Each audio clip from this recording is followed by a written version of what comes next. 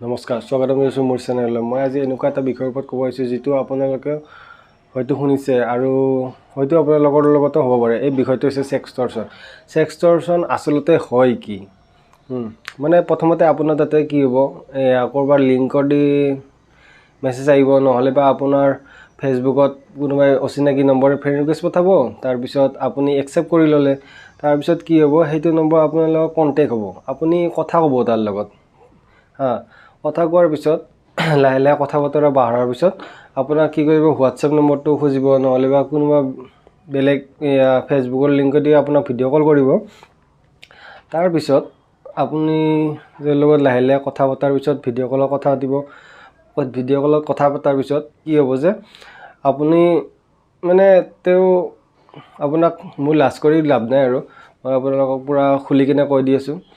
আপোনালোক মানে কাপোৰ চাপোৰ খুলিব দিব আৰু তেওঁলোকেও ছোৱালী থাকিব এটা, প্ৰথমতে ছোৱালীয়ে মানে ভিডিঅ' কলটো কৰিব আৰু যে আপোনাক কাপোৰ খোলাৰ ওপৰত বাধ্য কৰিব। বাধ্য কৰাৰ পিছত আপুনি মজবুৰ হৈ যায় আৰু কাপোৰ খুলিব, কাৰণ ছোৱালীটো উলংগ অৱস্থাত থাকে আৰু।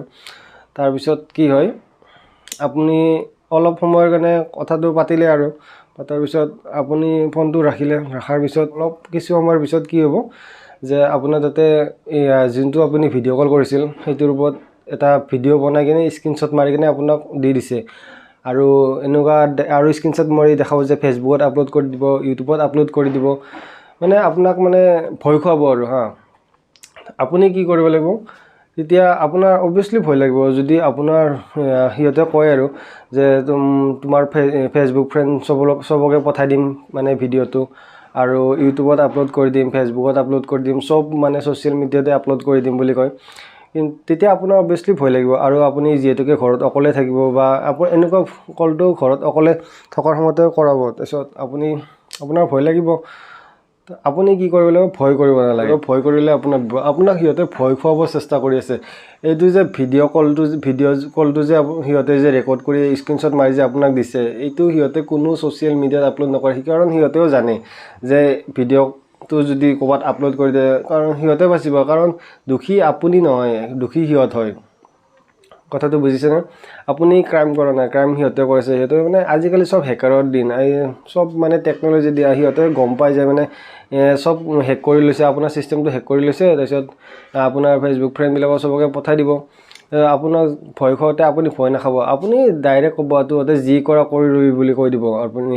যদি আপুনি যেতিয়া সিহঁতে যদি ভয় খালে আৰু ভয় খোৱাৰ পিছত আপোনাক কি কৰিব, পইচা খুজিব। আপুনি মিনিমাম বেছি নোখোজে, 2000 1000 প্ৰথমতে এনেকুৱা খুজিব। যদি আপুনি এবাৰ পইচাটো দি দিলে, তাৰপিছত কি হ'ব, সিহঁতে আৰু বাৰ পইচাটো খুজিব আপোনাক যে আৰু পইচা লাগে।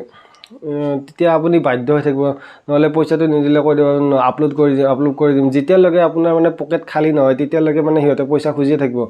আৰু কিছুমানে কি হয়, ছুইচাইড কৰিব লগা অৱস্থা হৈ যায়। সিহঁতে ভাবে আপোনাৰ সমাজত এখন মানে ছবি আছে, আপুনি সমাজত এজন ভাল ব্যক্তি, কিন্তু সেইটো ভিডিঅ'টো আপলোড হৈ যোৱাৰ পিছত আপোনাৰ মানে লাজ লাগিব। সমাজত আপোনাক কি বুলি চিনাকি দিব, আপোনাক কি বুলি ক'ব, লগৰ সকলোৱেতো ভিডিঅ'টো পাই যাব। সেইটো ভয়তে মানে বহুতে পইচাটো দি দিয়ে, কিন্তু আপুনি পইচা দিব নালাগে।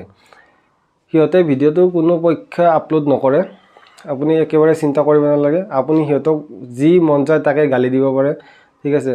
আৰু আপুনি তেখেতসকলক ক'ব যে মই মোৰ লয়াৰৰ লগত কথা পাতিছোঁ, তই যি কৰিবি বুলি ক'ব আপুনি। এইটো কেতিয়াও সিহঁতে ফেচবুক ইউটিউবত আপলোড কৰি নিদিয়ে। সিহঁতে দেখায় স্ক্ৰীনশ্বট মাৰি কেনে যে আপলোড কৰি দিম, কাৰণ আপলোড কৰি নিদিয়ে। ফেচবুক ইউটিউবত এইটো মানে থাকেই, টাৰ্মছ এণ্ড কণ্ডিশ্যনছ লিখা আছে যে এইবিলাক ভিডিঅ' আপলোড কৰা নাই, আৰু যদি আপলোড কৰি দিয়ে 2-3 মিনিটৰ ভিতৰত মানে ডিলিট হৈ যাব।